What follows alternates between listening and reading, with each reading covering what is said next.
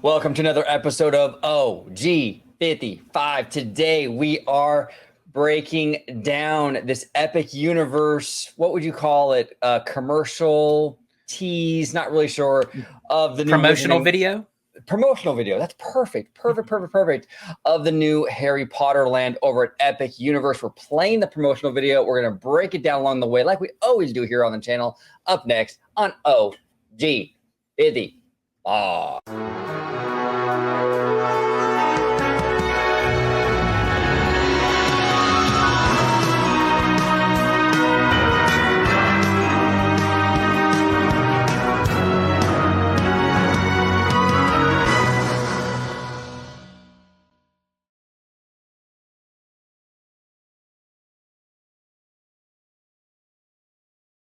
Welcome aboard, everybody, to another episode of OG55. Today, we're talking all about Epic Universe. We have reviewed, broke down, talked about every one of these promotional videos. This is the last one. We're going to do the same with this. But before we start, the Italiano. You can let everybody at home know where they can find you on social media, sir. Absolutely. You can find me on X, formerly known as Twitter, at Disney George.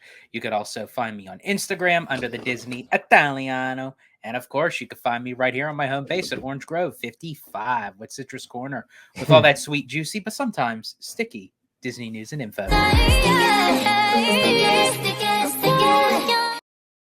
Wow. Those Kiss of Life girls are pretty sexy, man. They got me looking like this, bro.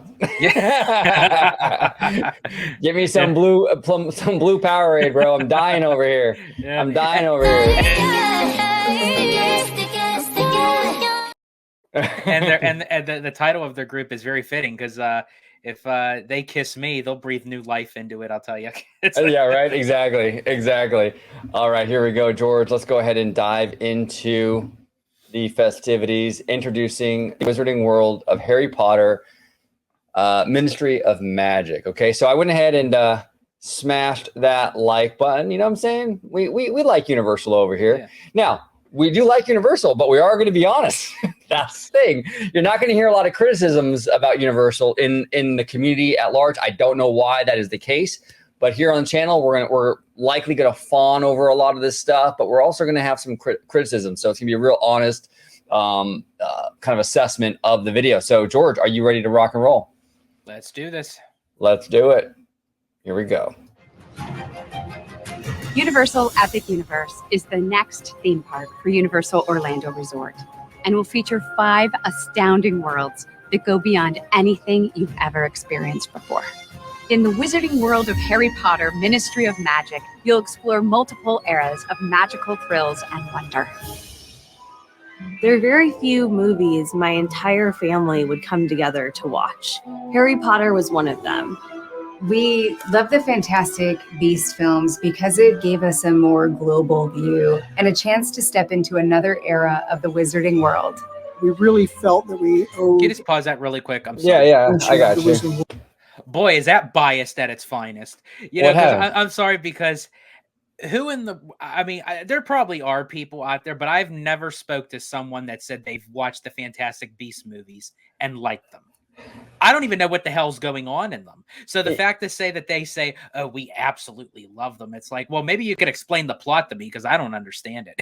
Yeah, those movies were not well received. And from what I understand, I think Warner Brothers just stopped doing them. Like they're not even going to finish them. From what I understand, there were like 7 or 8 movies planned, and there's no plan right now to finish it out. They were not well received, so yeah, it's kind of interesting. And from what I understand, I guess the planning for this park was occurring when Fantastic Beasts was kind of just getting off the ground, and they didn't really know it was going to not do well.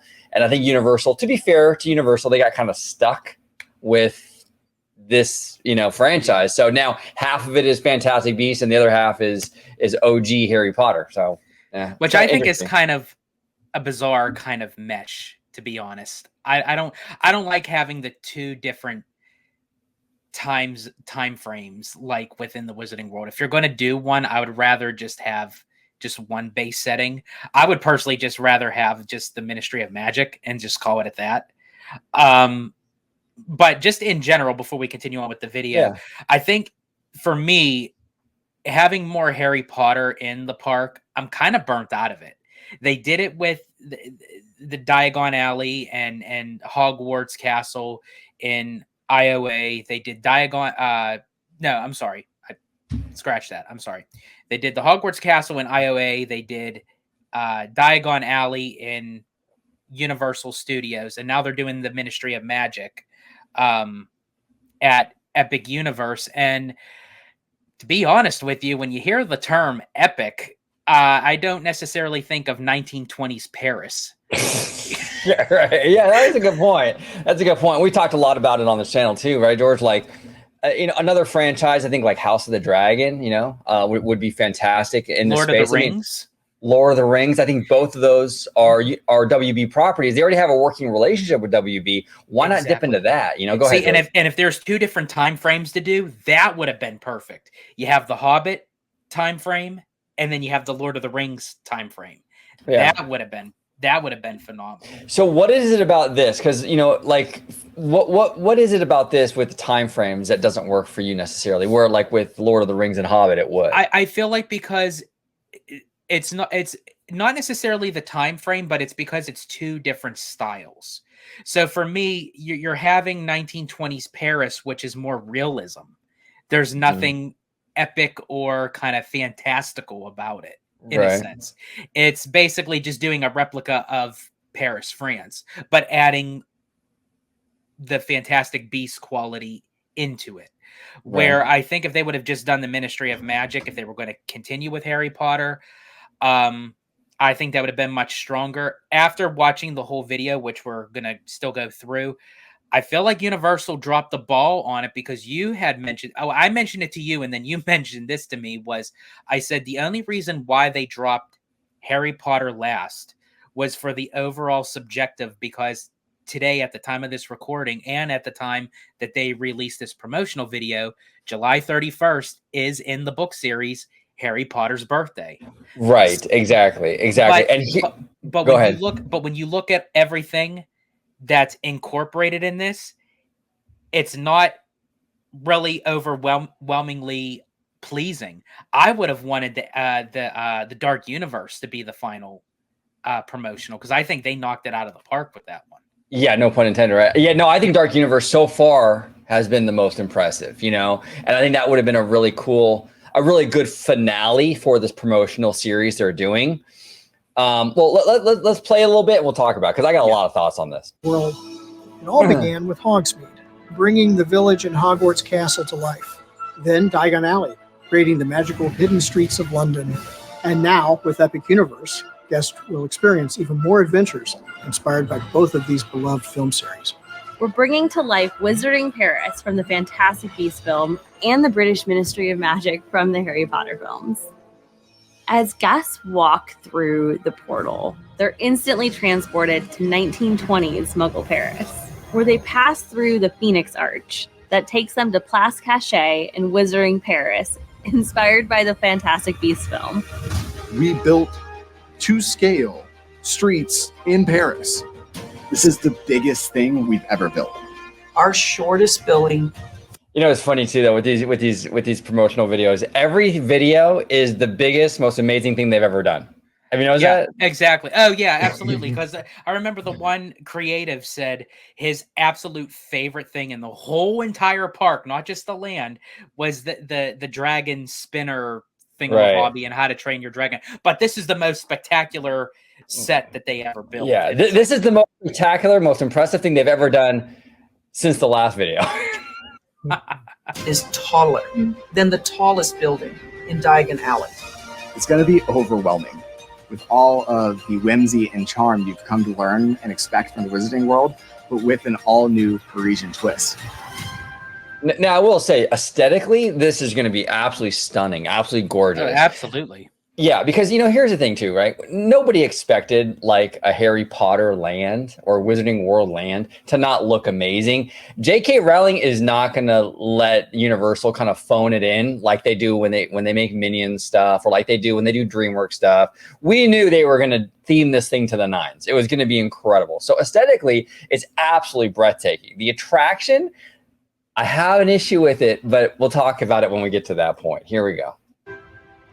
The streets of Place Cachet are so alive with activity. There are shops and restaurants to explore, with nods to Fantastic Beasts throughout. You can just feel pretty cool. magical Paris surrounding you. Being able to smell the French cuisine at Café L'air de la Solène, hearing the different music that we have playing in the background that's both wizarding and French, there's a lot. And of course, we're What was that? They want me to eat there. I can't even pronounce it. Right, exactly. Yeah, no, this looks beautiful. This is absolutely gorgeous. No, like visually, it is very appealing to the eye. It really is. I just feel like that if you're putting this in a park that you're calling epic, and you have like this kind of like 1920s Parisian little town or whatever. Yeah, I can see what you're saying on that. You know, when I think epic, I think Lord of the Rings, House of the Dragon, you know, things like that. I just think on a huge scale, you know. I mean, I guess, but we'll have to be fair. We'll see what the attraction is, but serving bière au beurre, or butterbeer, as everybody knows it.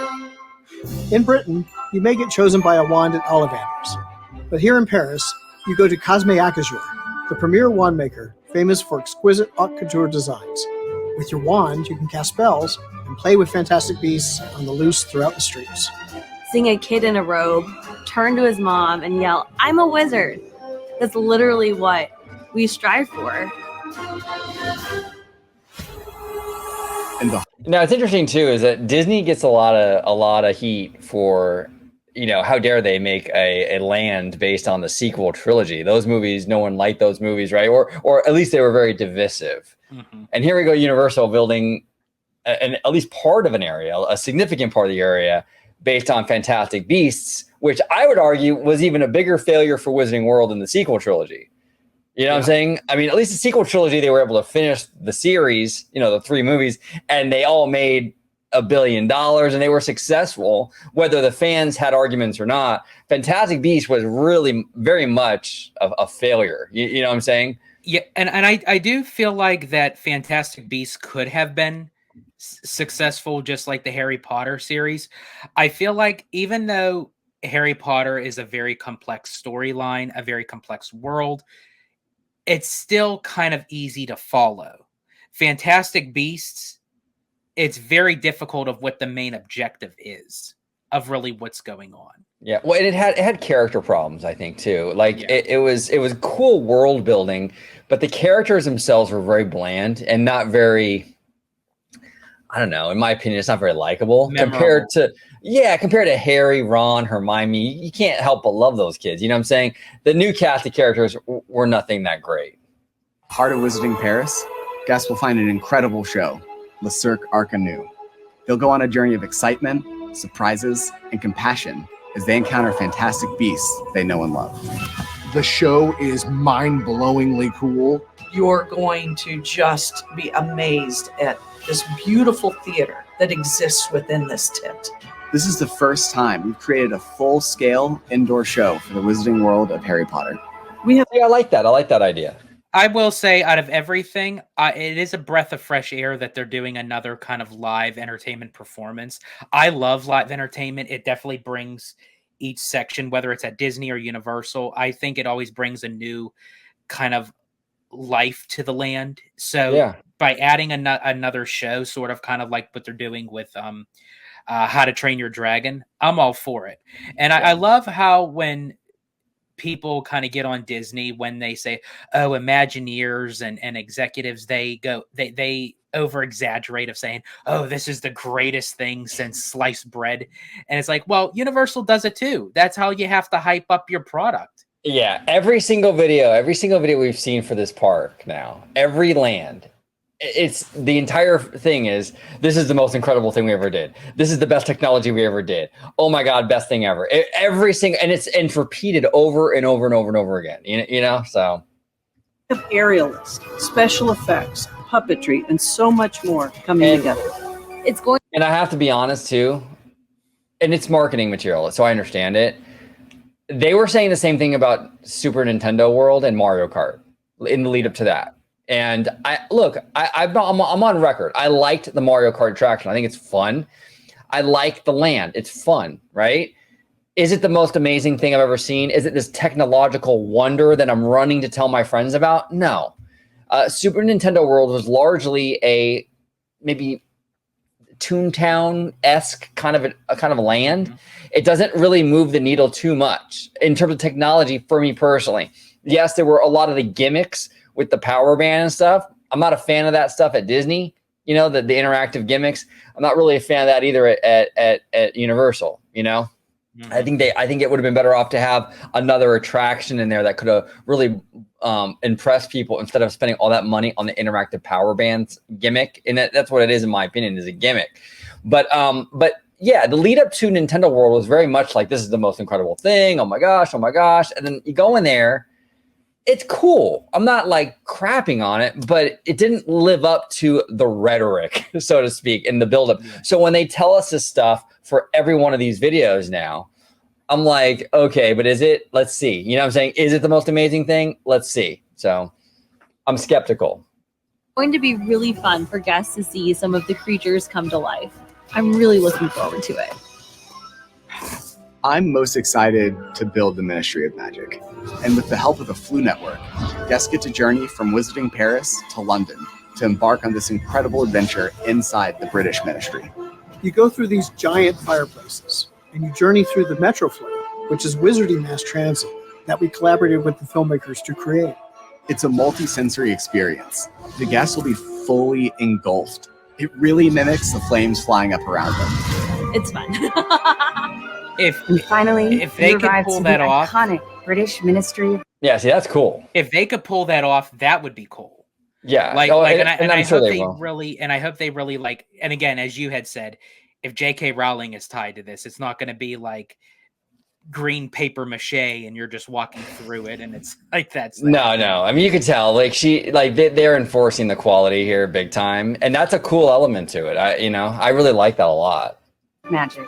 You're going to see what you saw in the films at full scale. And this is gorgeous here with the giant gold statues and stuff. See, this is what I'm more interested in, because with being a fan of the book series and the films, to take me back into that place in time where in the Order of the Phoenix, where you saw Dumbledore and Voldemort battling it out, and also where you had the where Harry, Ron, and Hermione infiltrate the Ministry of Magic to get the Horcrux off of Dolores Umbridge.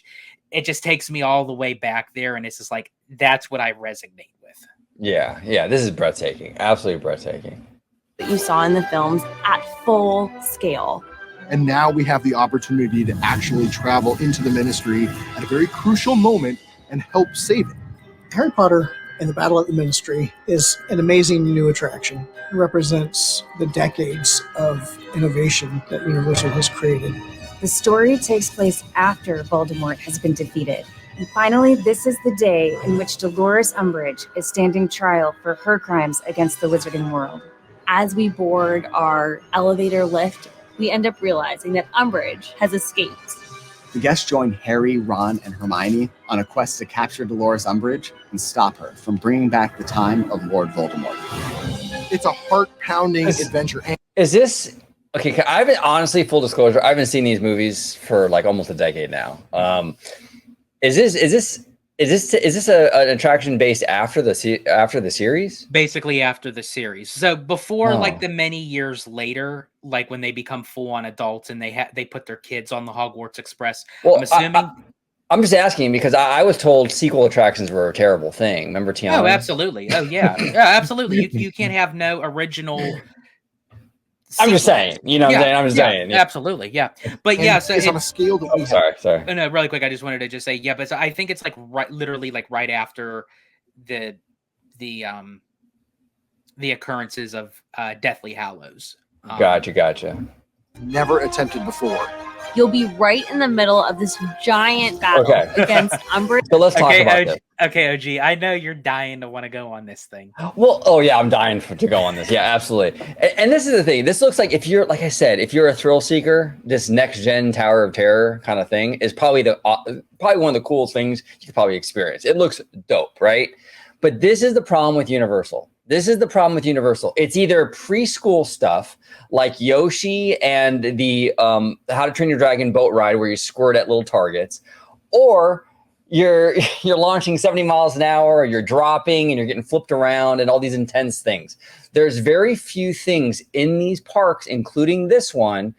And I'm saying very few. I know there are some, but there's very few things in these parks, including Epic Universe, for everybody. And that's one problem I think that Universal's having right now, is that they don't have they have a hard time creating everybody rides. The Pirates of the Caribbeans, the Haunted Mansions, where everybody can go on it. Your grandma's not going on Next Gen Tower of Terror, okay? This is crazy, but it's yet another thrilling thing. And it's like, you know, what about the Harry Potter fans that don't really like fast stuff or intense stuff? What do they got? They got one ride. They got one thing. They got a stage show.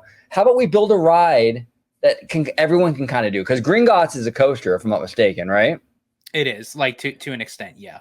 Okay, and the Forbidden Journey is very intense. You know what I'm saying? It has a lot of issues.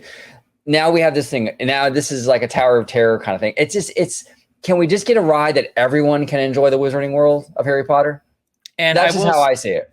And here's the thing. Now, I'm looking very much forward to this attraction. Why? Because I am a roller coaster junkie. I am a thrill seeker.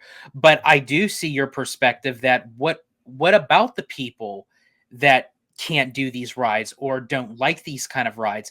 And that's where it cripples Universal. And I don't necessarily mean that to bag on Universal. I'm saying it as a constructive criticism to help them, because I think that they can get more butts into the turnstiles because, and I could speak from experience, because back in 2014, when my son had just turned 4 years old, we thought, you know what? It would be our first time going to Universal Orlando. Let's take him. We'll all experience it together. We waited in line to buy tickets, which the ticket pricing even back then was astronomical for 3 people for a one-day ticket. Just saying. So don't just bag on Disney for that.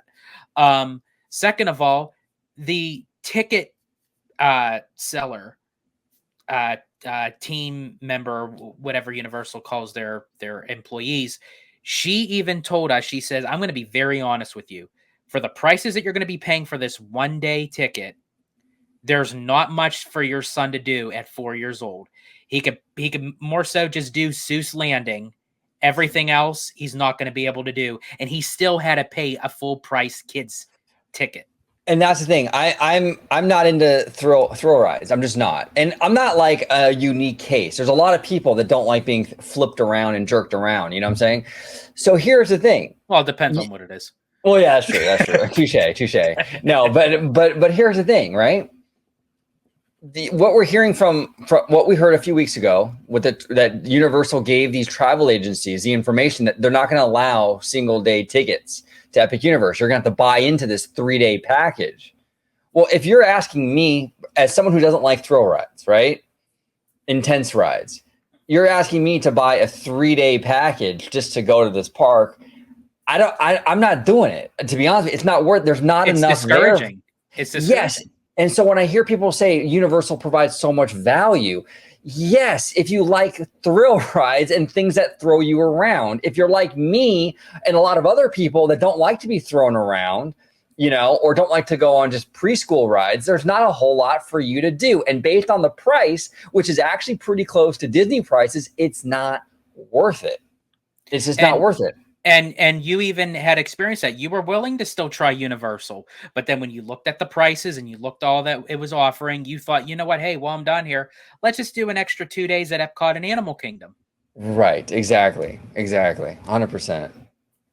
Courage and Death Eaters throughout the entire ministry.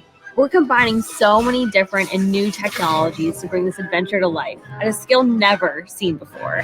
This is the most ambitious ride we've ever created. And it's an absolute... Wasn't the last ride on the last video the most ambitious ride they ever created? Yeah, I thought Dark Universe is supposed to be the most ambitious. I don't know. I thought I could have sworn, but okay. Game changer. I was on site and I actually just took a moment to step back and stare at what we're building because it's nuts. I truly believe. And it is nuts. Like we joke a lot, you know, in this video and stuff like that, but it is nuts. Visually, aesthetically, from a theming perspective, from an immersion perspective, this looks absolutely breathtaking, absolutely incredible. 100%. It really does, honestly. And I am very curious to see it. I can't wait to see it and experience it.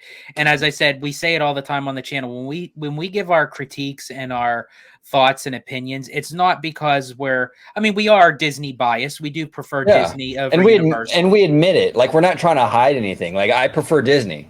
Boom, there it is. I'm not gonna pretend like I don't, Yeah, me too. And we're just as critical with Disney as Universal because we just want all these companies and businesses to succeed. Yeah, no, exactly. But this looks fantastic. Yes. Like I said, my biggest critique of this whole thing so far is with the land and with just like the park in general. It doesn't offer enough everyone rides. It just that's my biggest thing with Universal overall too, is that it's either like I'm stuck in the Yoshi thing all day. Or I'm getting thrown around and launched 70 miles an hour. And it's like, they should really try to get that middle ground. I think that's where Disney really exceeds. I think that's where Disney, honestly, until Universal can kind of crack that code, I think Disney will always be number one. And you think that Universal, and I know this is Universal Hollywood, but you think that Universal would have found a little bit of that formula when they did The Secret Life of Pets? Because that's a phenomenal ride. It's a fantastic ride. More of that, please. Exactly. More of that. Or how about something that has this level of theming and love put into it, but it's a boat ride where everyone can enjoy it. You know what I'm saying? Like, I want to see stuff like that from Universal. They can obviously do it. I mean, Comcast is a massive corporation, probably close to just as big as Disney is, maybe. Yeah, just as big as Disney, maybe close to it. I mean, they can write a big check and make a cool little boat ride for everybody, but they rarely ever do that kind of stuff. And I think it would really help them though, take on the Mouse House if they would do that.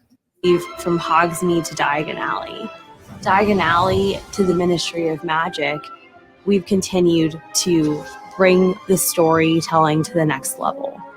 Epic Universe is all about immersing our guests in these larger-than-life worlds, creating a space that guests are going to make memories in for decades to come is so special. And doing it with stories as powerful as Harry Potter and Fantastic Beasts is just a once-in-a-lifetime opportunity that I am so grateful to be a part of. I will say, though, to expand the wizarding world of Harry Potter. I will say that if I walk into that portal and I don't see autumn leaves blowing in the wind around me, I'm going to be very disappointed. George is going to go full Karen. He's going to march right up to guest relations and be like, "Hey, on the video, you guys had autumn leaves. What the heck? What the heck?" And bring even more adventures to life for our guests. The addition of this world creates an incredible Wizarding World trilogy across Universal Orlando. Get ready, tons of excitement awaits on the other side of the portal at Universal Epic Universe. Okay, so very cool video. Overall, very cool video. Aesthetically, awesome. And again, is anyone surprised that a Harry Potter land looks fucking amazing? No, of course not. We all knew this thing was going to look dope. You know what I'm saying? My biggest critique of the whole thing is I just wish we got something for everybody instead of another thing that's going to throw you around. But we'll see. Like you said, George, let's give it a chance. We're gonna check out Epic Universe for ourselves. And that ride might be pretty dope and it might be pretty family friendly.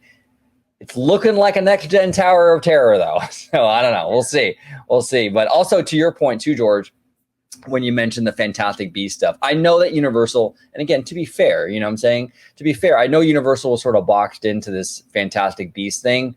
Maybe they kind of worked with what they had. And who knows, maybe they could be thinking that it may create a new revival of the series by adding this land. You never know. It's possible. Yeah, it's possible. Yeah, I mean, that's a possibility. So, I mean, we'll kind of see. Interesting, though. It's very, very interesting. So, I don't know. Any final thoughts, George, before we get out of here? Yeah, I think, honestly, I am still very excited about the lands. I'm excited about the park in general. As I said, I can't wait to see it in person. I do think, just speaking of this land in particular, I'm not too thrilled with the Fantastic Beasts. I think that Universal could have done something a little bit more epic, no pun intended. I would have loved to have seen Lord of the Rings and The Hobbit, to be honest with you, than another Harry Potter land. But I'm very excited to see the aesthetics of the land itself, and I'm very curious about the ride and the actual show that they have in that like circus tent. Yeah, and you bring up an interesting point too with Epic and what fits under the banner of Epic, right? Because you could even argue that Super Mario isn't really an epic franchise. Yeah. Like for example, right? Like when I think epic and I think in the world of Nintendo, I don't think Mario Brothers. I think Zelda. Yes. So yes. You know what I'm saying? And look, I know we're like nitpicking here, but I think you make a good point here. When you think of the word epic, I'm not thinking necessarily of Mario Brothers. I'm not necessarily thinking of. I feel like they picked all the franchises and IPs that aren't epic. Maybe they should have called it non-epic universe. Right. Yeah. Exactly. Yeah, because you could have had Lord of the Rings. You could have had Game of Thrones. Or House of Dragon. You could have had. Zelda, I think would have been a fantastic addition to this park. There's a lot of things out there you could do that have that epic grand feel. Now there are things in this park, like I think Celestial Park feels epic. Yeah. What else? I think Dark Universe feels epic. I think the attraction in the Harry Potter land feels epic, right? Yeah. So there's epic elements, but then there's some things that don't feel epic to me. Like Nintendo World, I've been to Nintendo World. Me too. Out here in California, and so have you. You know what I'm saying? Granted, we haven't been to Donkey Kong yet, but yeah. I don't know if epic is the way I would describe it.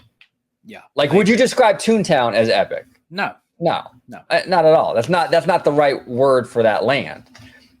So interesting. It's whimsical. Stuff. It's whimsical. That's what that is. Exactly. Whimsical. Charming is another good word for it. I think charming for Toontown, charming for Mario. Those are better terms, but epic, I don't think so. But hey, we shall see. But we're gonna give it a chance. The Italiano and I were planning on going to Epic Universe. We're gonna check this thing out, and we're gonna be fair about it and come back and review it. And you never know, dude. Look, I was kind of shitting on Mario Kart in the lead up to actually riding it, and I really liked that ride. I thought it was a really, really fun ride. I think the concept was kind of stupid to have a slow moving racing ride. But when you go on it, it works. Yeah. You didn't like it. And to be fair, I was giving the ride much of praise where I should have been shitting on it. Yeah, exactly.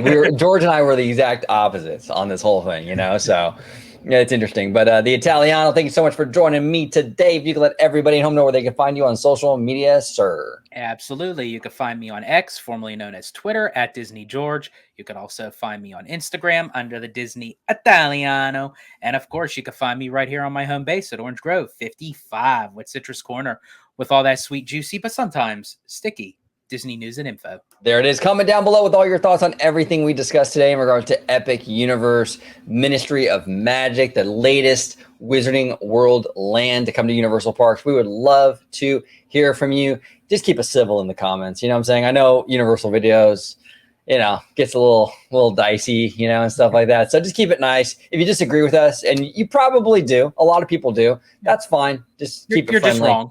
Yeah, there you go. Exactly. You're just wrong, but it's all good, right? It's all good. Thank you all so much for watching this episode of OG 55. Let's go.